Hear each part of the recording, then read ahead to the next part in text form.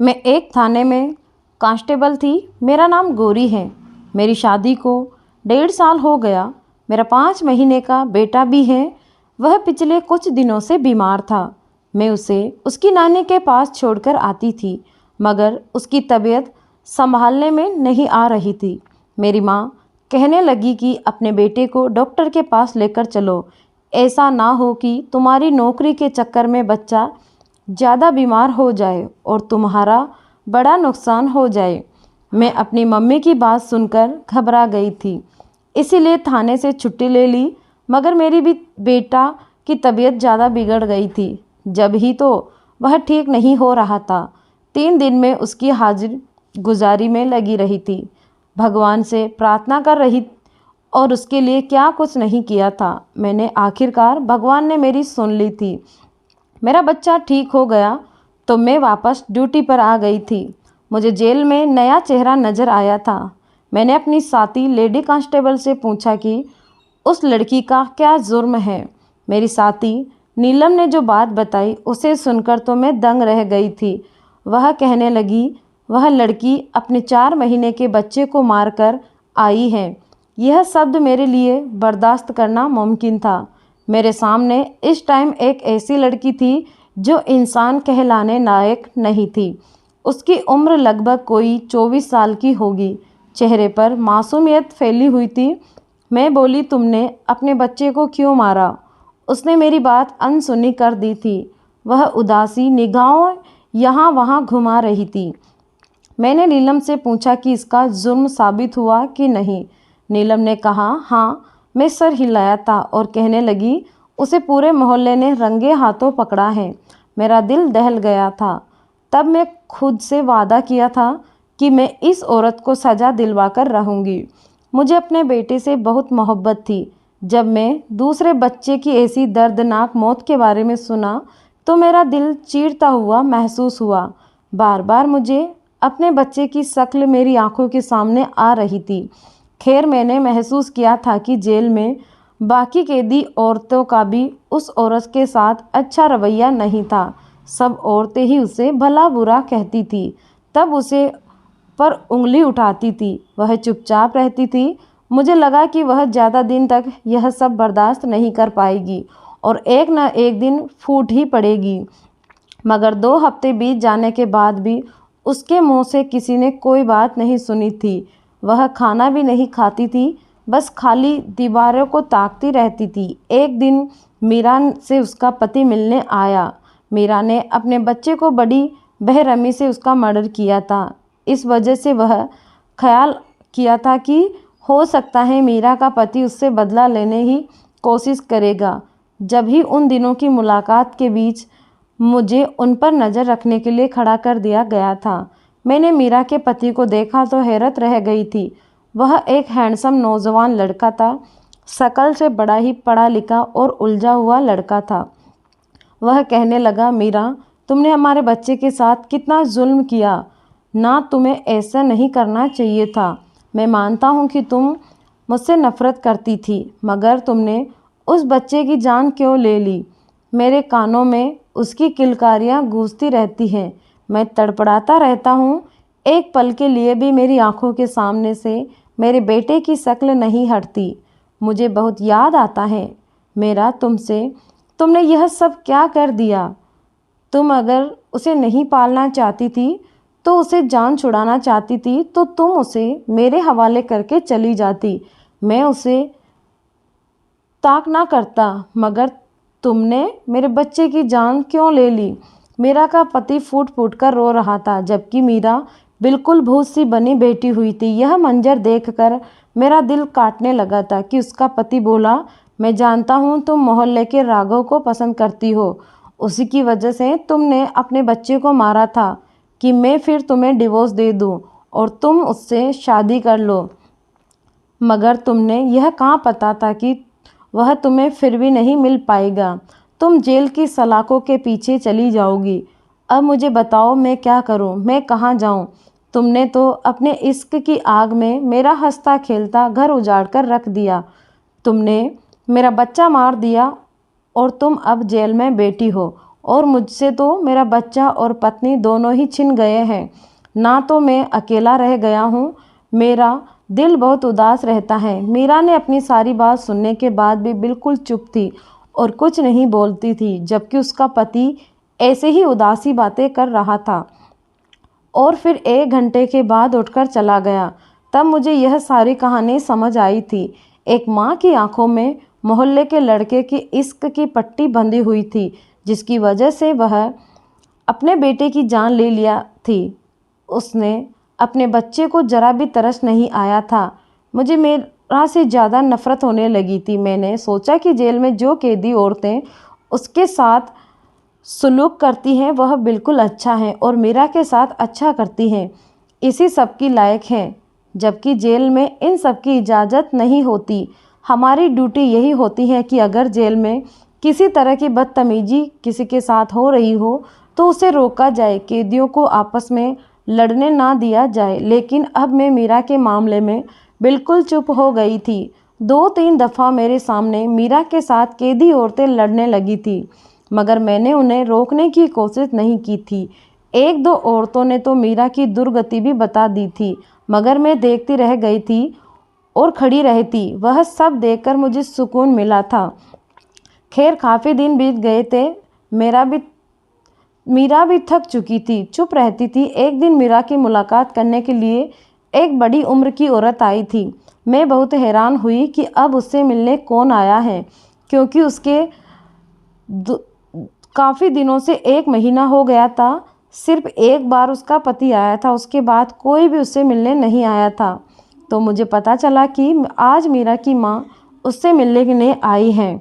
मैं यह सोचने लगी कि आज से पहले उसकी माँ कहाँ थी, वह अपनी बेटी से मिलने क्यों नहीं आई। खैर मीरा की माँ अपनी बेटी से मुलाकात करके वापस जाने लगी तो मुझे देखकर रुक गई। कहने लगी, मेरी बेटी का ख्याल रखा करो, बहुत मासूम है, उसके साथ बड़ी ज़्यादती हुई है। अब जेल की कैदी औरतें भी उसे मारती हैं, उस बेचारी की तो कोई ज़िंदगी ही नहीं रही। तो मेरी बच्ची की हिफाजत करना, मैं भगवान से तुम्हारे लिए प्रार्थना करूँगी। मैं माथे पर बाल डालकर बोली, अगर तेरी बेटी इतनी ही मासूम होती तो अपने बेटे को न मारती। और अपने आशिक के पीछे यह बात सुनकर मीरा की मम्मी की आंखों में आंसू आ गए थे। वह कहने लगी, इतना बड़ा जुल्म मेरी बेटी पर, उसका कोई आशिक नहीं है, उसके पति ने अपने बेटे को मारा है। मीरा में नामे सिर हिला दिया और बोली, इतनी पहचान तो मुझे इंसान की है, उसने अपने बेटे को मारा, यही औरत मुजरिम है। तो मीरा की मम्मी कहने लगी, मैं अपने बेटे के लिए अदालत जाऊंगी और मुझे उम्मीद है कि भगवान की अदालत की तरफ से उसे इंसाफ मिल जाएगा। फिर मुझे बताओ कि तुम क्या करोगी। मेरी बेकसूर बच्ची जब तक यहाँ है तुम उसकी हिफाजत करोगी। मैं तुम्हारे लिए झोलियाँ भर भर के खुदा से दुआएं मांगूंगी। मैं बोली, दीदी अपनी बेटी को छुड़ाने की कोशिश मत करो, यह मुजरिम है। मुझे तो यकीन है कि तुम उसको बचा कर उसकी शादी आगे कर दोगी और वहाँ बच्चे पैदा होंगे तो फिर उसको भी मार देगी। सारा गुनाह तुम्हारे सर पर ही चढ़ेगा। मुझे बताओ। जब मीरा की मम्मी ने बड़े सुकून की नज़रों से देखा था और बोली, तुम भगवान नहीं, तुम एक लेडी कांस्टेबल हो, जो तुम्हारी ड्यूटी है उसे ही अच्छे से निभाओ। तुम्हारा कोई जाति मामला तो नहीं क्योंकि किसी के साथ बुरा बर्ताव कर रही हो। इतना कहकर वह चली गई थी, जबकि मुझे गहरी सोच में डालकर चली गई थी। उसकी बात तो सच ही थी, मुझे अपनी ड्यूटी का अंजाम देना चाहिए था। मुझे किसी कैदी से जाति मामले से या लेना देना नहीं था। और फिर अगर उसकी मम्मी सच कह रही हो तो फिर मैं क्या करूँगी। मेरे दिल में तो मीरा के लिए थोड़ी हमदर्दी पैदा हो गई थी। क्या पता मीरा सच में बेकसूर हो। अब अगर कोई कैदी औरत मीरा के साथ बदतमीजी करती तो मैं जल्दी से उसे रोक दिया करती थी और यही कहती रहती थी कि उसके साथ ऐसा दुर्व्यवहार मत करो। अब उस पर कोई हाथ भी नहीं उठाता था। मैंने देखा था कि मीरा हर टाइम उदासी परेशानी सी रहती थी। शायद उसे अपने बच्चे की जान लेने का मलाल हो रहा था। फिर थोड़े दिन बीते तो एक लड़का मीरा से मिलने आया था। मैंने पूछा कि तुम्हारा नाम क्या है, तो वह कहने लगा, राघव हूँ। यह बात सुनकर तो मेरे कान खड़े हो गए थे। यकीनन मीरा का आशिक था। मैंने उन दोनों की मुलाकात करवा दी थी। इस बार भी मैं पास ही खड़ी रही थी। मुझे बड़ा शक था कि आखिर यह क्या बातें करते हैं, तो इसीलिए मैं जानबूझकर उनके अगल बगल चक्कर लगाती रही थी। राघव बार बार यही कह रहा था कि मीरा, तुमने अपने बच्चे की जान लेकर अच्छा नहीं किया। तुम मुझे पसंद करती थी तो ठीक है, मुझे भी तुम अच्छी लगती थी, मगर इसका यह मतलब तो नहीं है कि तुम अपने बच्चे की जान ले लो। तुम अपने पति से डिवोर्स भी तो ले सकती थी ना। अब अगर तुम जेल से छूट भी गई तो मैं तुम्हें अपनाऊंगा नहीं। इतना कहकर राघव चला गया और मेरा भूत बनी उस दीवारों की तरफ ताकती रह गई थी। तब मैं आगे बढ़ी और बोली, देख लिया, इस दुनिया के रिश्ते ऐसे ही होते हैं, कोई किसी का नहीं होता। तुमने बिना वजह ही अपने बच्चों की जान ले ली है। तो बस वह मुझे देखकर रह गई। उसने आज भी मुझे कुछ नहीं कहा था। अब मैं मीरा की तरफ की कहानी जानना चाहती थी। मुझे शक होने लगा था कि आखिर मैं मीरा से पूछूं कि उसके दिल में क्या आया था जो उसने अपने बच्चे की जान ले ली थी। राघव की मोहब्बत क्या मन की ममता से बड़ी होती है? मैं तो अपने बेटे के बगैर नहीं रह सकती थी, तो फिर उसके अंदर इतना हौसला कहाँ से आया? मीरा की कहानी जानने के लिए ज़रूरी था कि मैं उसके साथ दोस्ती कर लेती। इसीलिए अब मैं उस पर गुस्सा नहीं किया करती थी, उस पर और ध्यान दिया करती थी। खाना खा लो, क्योंकि वह खाना बहुत कम खाने लगी थी। वह हड्डियों की ढांचा बनकर रह चुकी थी। दिन भर में 5-5 निवाले से ज़्यादा नहीं खा रही थी। मैं उसे यही कहती, अगर तुम बेकसूर हो भी तो तुम इस तरह जेल की सलाखों के पीछे ही रहोगी, अगर तुम दुनिया वालों को नहीं बताओगी कि तुम बेकसूर थी। मीरा यह सब सुन रही थी। एक दिन वह फूट पड़ी थी। वह कहने लगी, मैं जिंदा नहीं रहना चाहती हूँ। मुझ पर लानत तो है ऐसी ज़िंदगी पर कि मैं मर जाना चाहती हूँ। मुझे यह दुनिया अच्छी नहीं लगती। तो अब मुझे महसूस हुआ कि मीरा के चुप रहने के पीछे यही वजह थी, पर वह डिप्रेशन का शिकार हो चुकी थी।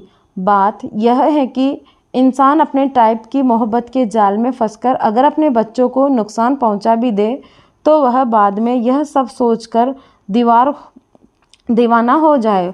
उसने अपने बच्चों की जान ली थी, मगर अब वह उसे याद करती थी। शायद उसे अपने बच्चे की मर्डर करने का सदमा हो गया था।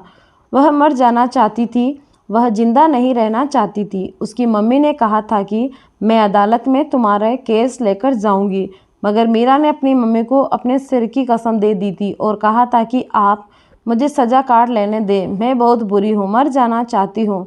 मगर फिर भी उसकी मम्मी ने अपनी बेटी के लिए अदालत में फ़ाइल लगा दी थी।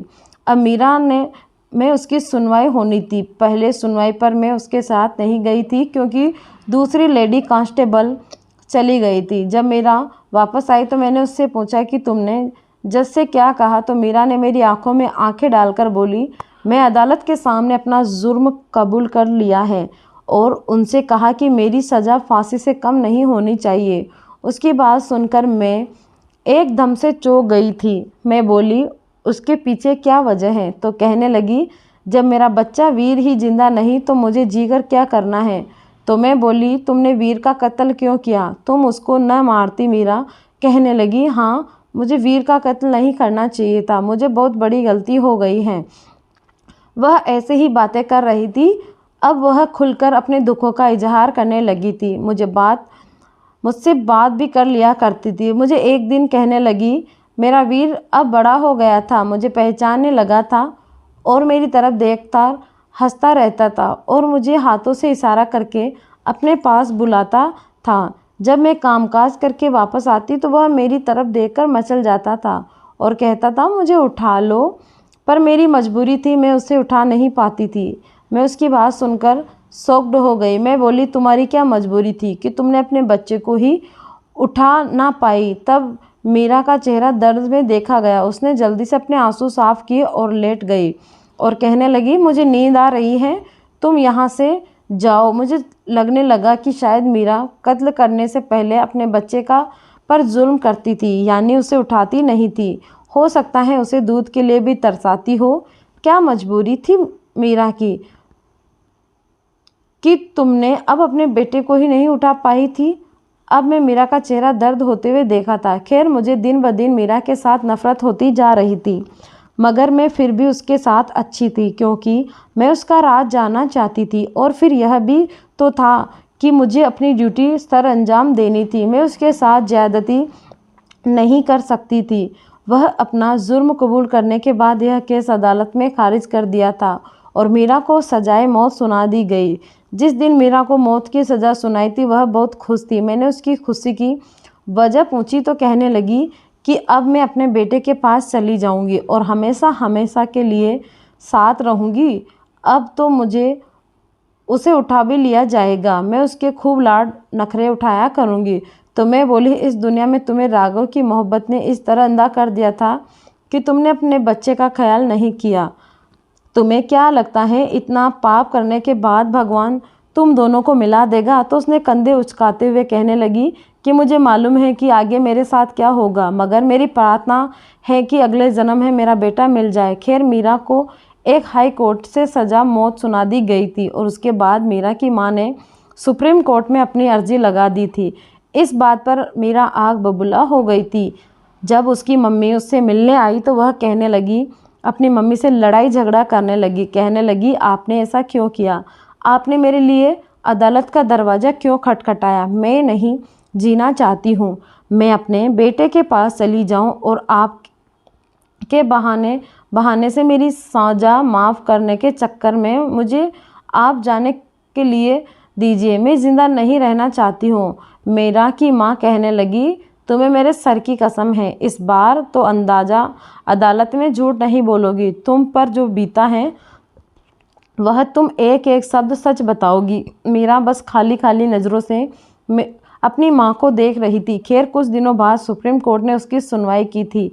इस बार मीरा के साथ मेरी ड्यूटी लगा दी गई थी और दूसरी लेडी कांस्टेबल भी थी। मीरा की अदालत पहुंचा दिया गया था। सुप्रीम कोर्ट के जज ने मीरा को देखा तो पूरा नाम से बुलाया। मीरा अभी भी यही कह रही थी कि उसने यह जुर्म किया है।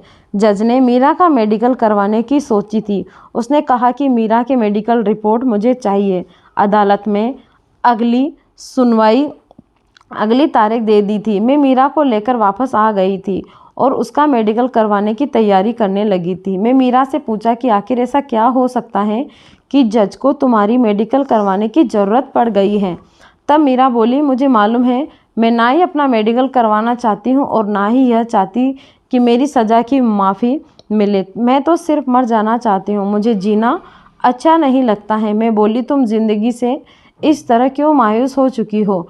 मुझे कुछ तो बताओ। मीरा कहने लगी, मैंने अपनी ज़िंदगी में बड़ी परेशानियां झेली हैं, मैं बहुत कुछ सह चुकी हूँ, इसीलिए मैं मर जाना चाहती हूँ। मैंने कहा कि हमारे थाने में ऐसे ऐसे केस आए हैं जिसके कातिल भी अभी ज़िंदा माफ़ी के लिए तड़प रहे होते हैं और वह चाहते हैं कि उसे माफ़ी मिल जाए, उसे एक मौका दे दिया जाए। फिर वह क्यों नहीं जीना चाहती? वह रोने लगी थी। बोली, मेरी उम्र अभी कम है, मैं यहाँ से छूट गई तो शायद मेरे माँ बाप मेरी फिर से शादी कर देंगे। मैं शादी नहीं करना चाहती, मुझे मर्द जात से शब्द से भी नफ़रत है। मैं बोली, अच्छा ऐसा क्यों है? तो कहने लगी, कुछ साल पहले मेरी शादी हुई थी। मेरा पति रफ़ीक एक अच्छा इंसान था। हम दोनों एक दूसरे का ख्याल रखा करते थे। वह मुझ पर जान न्यौछावर करता था। सब कुछ अच्छा चल रहा था। फिर उम्मीद से हो गई तो रफ़ीक मेरा और भी ज़्यादा ख्याल रखने लगा था।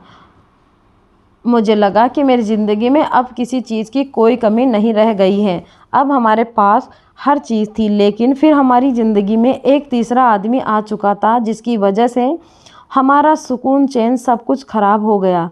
मैं जो गई थी, मुझे लगा शायद मीरा अभी राघव का नाम ले लेगी, क्योंकि रफ़ीक और मीरा की ज़िंदगी में राघव ही तो आया था ना। लेकिन वह बोली, हमारी ज़िंदगी में मनीषा आ गई थी।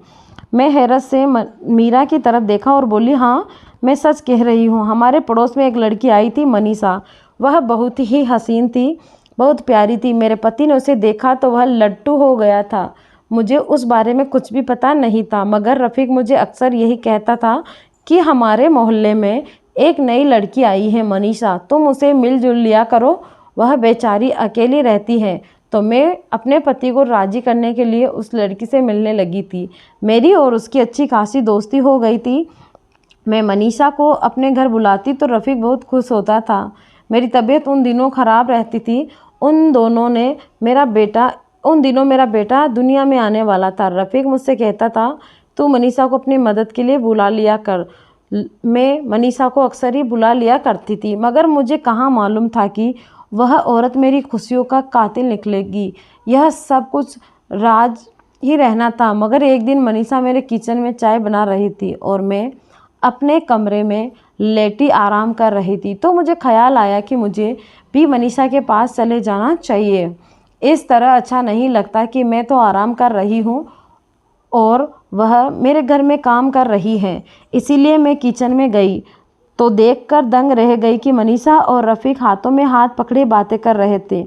रफ़ीक मनीषा से कहने लगा कि मैं तुम्हें बहुत ज़्यादा जल्दी अपना लूँगा। यह सब देखकर तो मैं फूट पड़ी थी। मैं बोली, अच्छा यह सब हो रहा है मेरी नाक के नीचे। मुझे तो लगा था कि तुम मनीषा मेरी दोस्त हो, मगर तुमने मेरी ही दुनिया उजाड़ डाली। रफ़ीक, मुझे तुमसे इस सब की उम्मीद नहीं थी। रफ़ीक ने मेरे मुंह पर थप्पड़ मार दिया था। पहले दिन था जब उसने यह मुझ पर हाथ उठाया था। उसके बाद रफ़ीक ने मुझे दिन रात मारना शुरू कर दिया था। वह चाहता था कि मेरा बच्चा इस दुनिया में आने से पहले ही ख़त्म हो जाए। वह मुझे ऐसे मारता था कि मेरी रूह तक कांप जाती थी। एक दिन रफ़ीक ने मुझे मेरे बाजू पर मारा था। मेरा बाजू टूट गया था। 5 दिन बाद मेरी डिलीवरी हो गई थी। अस्पताल वालों ने पूछा कि हाथ पर क्या हुआ, तो रफ़ीक ने कह दिया कि सीढ़ियों से गिर गई है, जबकि ऐसा नहीं था। रफ़ीक ने खुद से मेरा हाथ बाजू तोड़ा था। मैं अपने बेटे को पकड़ना चाहती थी, उसे गोद में उठाना चाहती थी, मगर मुझे अपने बेटे को उठाने के लिए भी दूसरे इंसान के सहारे की ज़रूरत पड़ती थी, क्योंकि मेरा हाथ तो किसी काम का नहीं था। अभी कुछ साल पहले उसको ठीक होने में लगता था। मैं अपने बेटे को उठाती, उससे प्यार करती तो मेरा दिल दुख हो जाता, मगर बाजू की वजह से मुझे यह खुशी भी छिन गई थी। रफ़ीक सुबह शाम मुझे यही कहता कि तुम मुझे दूसरी शादी की इजाज़त दे दो, मगर मैं उसे इजाज़त नहीं दी, क्योंकि मुझे पता था कि अगर मैंने पति ने दूसरी शादी कर ली तो मेरा और बुरा हाल हो कर देंगे। वह तो अभी मेरा दुश्मन बना हुआ था, मगर दूसरी पत्नी ले आएगा तो मेरे साथ क्या सुलूक करेगा। बस यही सोचकर मैं सब कुछ बर्दाश्त करती थी। मैं तो अपने माँ से भी अपने पति की शिकायत नहीं करती थी। रफ़ीक बहाने बनाने से मुझे मारता रहता था। कभी कहता कि खाने में नमक ज़्यादा हो गया है, तो कभी कुछ भी नहीं होता था। मुझे अपने पति से मोहब्बत थी। मुझे यही लगता था कि वह मेरी खुशियों का सहारा है, वह मेरी ज़िंदगी है। रफ़ीक आजकल बड़े गुस्से में रहने लगा था। वह हर टाइम मुझे कहने लगा, दौड़ता रहता था। एक दिन रफ़ीक मेरे पास आया और कहने लगा कि तुम मेरे दिल से उतर गई हो। मैं तुम्हें अपनी नज़रों के सामने देखना नहीं चाहता। अगर तुम्हें बस अपने बच्चे की वजह से बर्दाश्त कर रहा हूँ, क्योंकि वह तुम्हारे साथ बहुत अटैच में है। मेरे दिल में ख्याल आया कि क्या पता रफ़ीक मेरे बच्चे को मुझसे छीन ही ले, मुझे घर से निकाल दे। यह सोचकर मेरी रूह तक कांप गई थी। मैं अपने बेटे को किसी भी सूरत में खोना नहीं चाहती थी। जब से मुझे मेरे पति ने धमकी दी थी, तो मैं सारा दिन अपने बेटे को चूमती रहती थी। यह सोच सोच कर रोती रहती थी कि अगर रफ़ीक ने मुझे मेरे बेटे को छीन लिया तो मैं क्या करूँगी। उसके बगैर तो मैं सांस भी नहीं ले सकती थी, मैं मर जाऊँगी। खैर थोड़े दिन बाद रफ़ीक मेरे पास आया और कहने लगा, मैं आज मनीषा से शादी करने जा रहा हूँ। तब मैं फूट पड़ी और बोली, मैं इस सब की इजाज़त नहीं दूंगी। मेरा नहीं तो मेरे बच्चे का ही ख्याल कर लो। रफ़ीक ने मुझे मारना शुरू कर दिया था। फिर रफ़ीक ने बच्चे को झूले की तरफ बढ़ा और उठाकर कहने लगा कि देखो अब मैं क्या कर रहा हूँ। उसने बहुत ज़ोर से मेरे बेटे को बेड के नीचे फेंक दिया था। बेड से उछलकर ज़मीन पर गिर पड़ा। उसकी एक सिसकी तेज़ी से हुई थी। उसके बाद वह पूरी तरह से चुप हो गया था। मैं चीखने चिल्लाने लगी थी, भागकर रफ़ीक के पास जाना चाहती थी, मगर रफ़ीक ने मेरा हाथ पकड़ लिया था। मेरे 5 महीने के नन्हे से बच्चे ने मेरी आंखों के सामने दम तोड़ा था। मैं एक तरफ खड़ी थी, मेरे बच्चे ने उस तरफ अपनी आंखें मोड़ ली थी। उसकी आंखों में बहुत शिकायत थी, उसके चेहरे पर दर्द के आसार दिख रहे थे, उसके लबों पर शिकवा था। मेरे बच्चे की आंखों में फरियाद थी। वह चाहता था कि मैं उसे उठा लूं, उसकी तसल्ली दो, मगर मेरे पति ने मेरा हाथ नहीं तोड़ा था। मैं चिल्लाती रहती, रोती रहती, मुझे जाने दो, मैं अपने बेटे को पकड़ना चाहती हूँ। मेरे बेटे के लफ्ज़ सूखने चले जा रहे थे। रफ़ीक ने शोर मचाना शुरू कर दिया कि लोग इधर आओ, देखो मेरी पत्नी ने क्या कर दिया है। मेरी पत्नी ने इकलौते बेटे को मार दिया। मोहल्ले वाले लोग इकट्ठा हो चुके थे। एक तरफ मेरे बेटे की लाश पड़ी थी और दूसरी तरफ मेरे पति ने मुझ पर इल्ज़ाम लगा दिया था कि मैं अपने बेटे का कत्ल करने के बाद अपने पति को भी जान से मारना चाहती हूँ, क्योंकि मैं मोहल्ले के लड़के राघव के साथ इश्क लड़ाया करती हूँ। जबकि हकीकत यह थी कि मैं भी नहीं जानती थी कि राघव कौन है। और फिर मेरे पति ने जेल में आकर भी ड्रामा किया और राघव को भी भेज दिया था। यह बात कंफर्म हो जाए कि मेरा उसके साथ गलत संबंध है। यह पता नहीं क्या बातें कर रहा था। खैर, जब लोगों ने इधर उधर देखा तो पुलिस को फ़ोन कर दिया। पुलिस मुझे पकड़कर ले गई थी। मैं अभी तक सदमे में से मजबूर हूँ। मुझे रातों को नींद नहीं आती।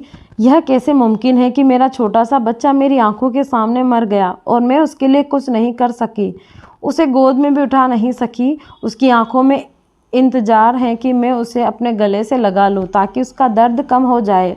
मुझे जीना अच्छा नहीं लगता। मैं चाहती हूँ कि मेरे बेटे के पास जाकर मैं सो जाऊँ। मुझे अपना बेटा बहुत याद आता है। मीरा रोने लगी थी। मैंने उससे कहा कि सब्र करो। मैंने उसे दिलासा दिलाया, मगर मुझे मालूम नहीं था कि मीरा ने सच कहा था या मनगढ़ंत कहानी सुनाई थी।